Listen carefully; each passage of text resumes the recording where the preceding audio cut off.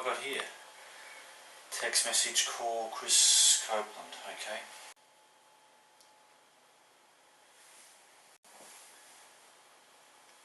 G'day Christopher, yeah, it's Warren. How you doing, mate? Yeah, I'm not too bad at all, thanks. You just want to see whether I've burnt all of my North Face gear. Yeah, I have done, mate. Yeah, definitely burnt that. And yes, I do have my official T.R.U uniform on, my Ridgeline gear. But one thing, mate, is it really necessary for me to do the computer analysis work wearing my full T.R.U field uniform? Oh, okay, yeah. Good point. Just in case there's an investigation that I have to go into the field really quickly and get on a helicopter. Okay. Do we even have a helicopter, Chris? Oh, you're saving up for one. Oh, okay, yeah, good idea. Or someone might donate us a helicopter. Yeah, okay. Yeah, no worries. Okay, well, I'll get on to that final analysis of the mud print. I've got a couple of ideas, trying to work with some of the comments that people have provided on Facebook and on YouTube, and we'll really see whether we can get to the bottom of it. Yeah, thanks mate, yeah, I'll send it through later. Okay, cheers, bye. Bloody hobbits and helicopters, two things just don't go together.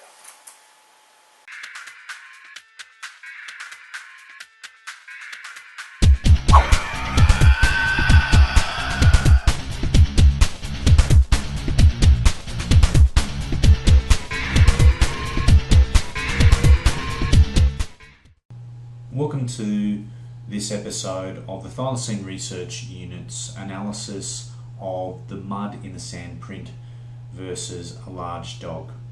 And in this video we asked the question, is it case closed? We've had a number of videos looking at this particular print, and we've had lots of comments back and people generally saying that in two camps, either saying it's a thylacine footprint or it's a dog footprint. So we've been trying to build the case both for and against to allow people to have the greatest amount of information to make up their own mind.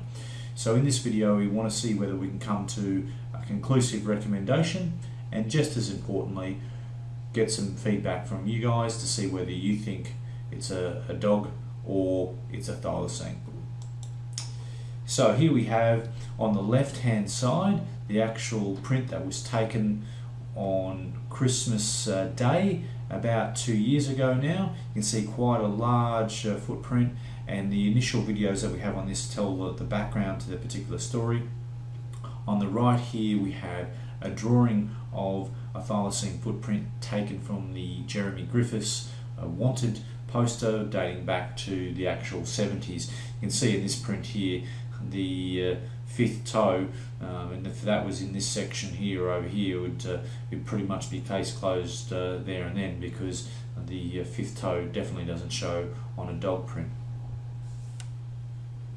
So when we have a look at this, we can see that this is an asymmetrical print in terms of that it's not it's different on each side, so it's not, if we drew a line right through the middle, it's not a mirror image of each other. So that's important because you can see there's a bit of a gap here, and then when we put that same arc on this particular print, you can see that it is also asymmetrical. We've got a blank spot over here and a blank spot over here. Okay, so that's an interesting indication right from the start. We know that thylacine footprints are asymmetrical, and this print appears to be asymmetrical.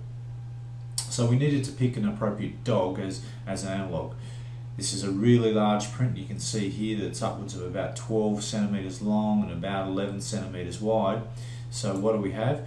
We've picked a Great Dane, and this is Quando, the Great Dane. We went out and tried to find someone who owned a stable full of Great Danes, and in that stable full of Great Danes we found the biggest male that we could find, and that's Quando. Here's a side shot of Quando. This photo here you have a human hand versus one of his front paws. You can see this is a lady's hand, but quite a comparable sort of size to that particular hand. In this photo here you can see a phone for scale, and again you can see that this paw and this paw are also asymmetrical in terms of, we drew a line down the center, they're not a mirror image of it. So that also starts to say, okay, well this could actually be an appropriate analogue and could actually be what made that print. You can see here the fifth toe, very, very high, so that's never ever going to show. So once we find a five-toed print, then we can know that it's a case closed, that it is a thylacine, or most likely a thylacine.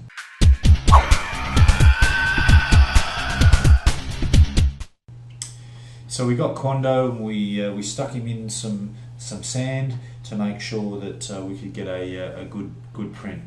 Now, one of the things that I want you to have a look at here is one of the things that is often used to identify a dog print is an X-like shape in this area between the top of the diamond of the pad and the back of the toes. So we might just add that in there, and you can actually see that there is a bit of an X type of space there. So that sort of says, well, yeah, that's a dog print. We know it is a dog print.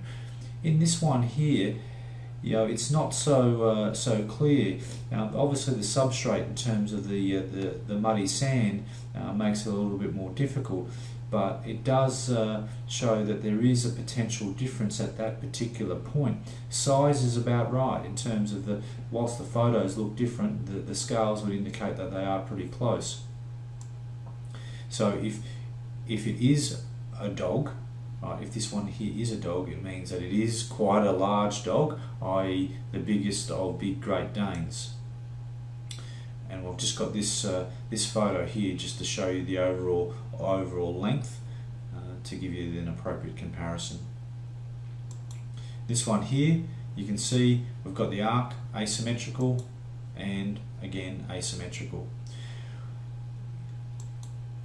I want to focus in on this area here, and this is the plantar pad, and in particular the rear part of the plantar pad, because these two sort of lines here, we can just see there's a little bit of a difference in terms of the consistency of the mud and the reflection of the mud. So I've drawn in here the potential grooves, so we know that they are the characteristics of a thylacine print.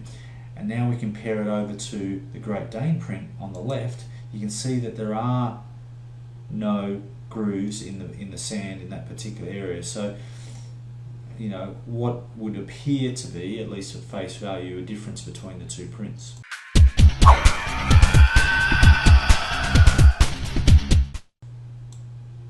So, case closed or not? Well, let's have a look at the case 4. It's a dog, you guys. Or, no, you clearly have got it wrong. It's a thylacine. So, the footprint in the mud looks very similar to the Great Dane print. The size is quite a close match. Both of the prints are asymmetrical, and the pads look very similar. There are hunting dogs in the area sometimes. We know it's quite a remote area, and the habitat is definitely thylacine habitat. There were bounties taken in the past in this particular area. So thylacines, if they were extant, you could expect to see them in that particular area. And the other reason why we think it might be a dog, well, thylacines are extinct after all, so of course it's got to be a dog. So the case 4, it's a thylacine. Well, there's no X in the mud print. We couldn't see that quintessential dog shape. There are possible grooves in the print, and I drew the 2 lines on the print to show that. There was only one other print found with the mud print, and it was less clear, so we haven't shown that.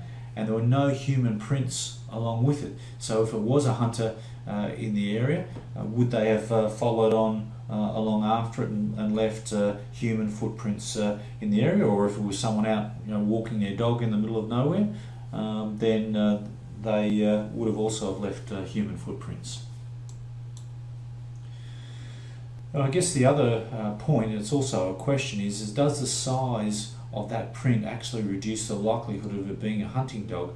I'm not a hunting expert by any way, shape or form, but a Great Dane doesn't necessarily strike me as the kind of dog that you'd use for hunting, and it's probably also less likely, I would have thought, to be the kind of dog that would end up being a feral dog, because they are more of a bit boutique type of dog in terms of they're more expensive and harder to find and come across.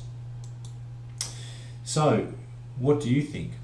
about this particular print now. We've conducted this whole range of analysis and we're trying to provide more insight and more particulars as we go. You know, the Thylacine Research Unit still thinks that it's most likely a dog print than anything else, but this remains a very interesting print, and would say that it's a possible in terms of it's a thylacine footprint. Absolutely couldn't possibly rule it out. There's lots of thylacine-like images. You know, we point again to these grooves, but is that just a trick of the eye or photography, or just the way that the mud has fallen in this particular print? So what we'd like you to do is to cast your verdict in the comment section below in YouTube, or in the Facebook comment section area, and let us know what you think. Is the case closed? Is this a dog print, or is the case still open? Is it a possible? Or even more extreme, do you think that in a case closed, this is definitely a thylacine footprint?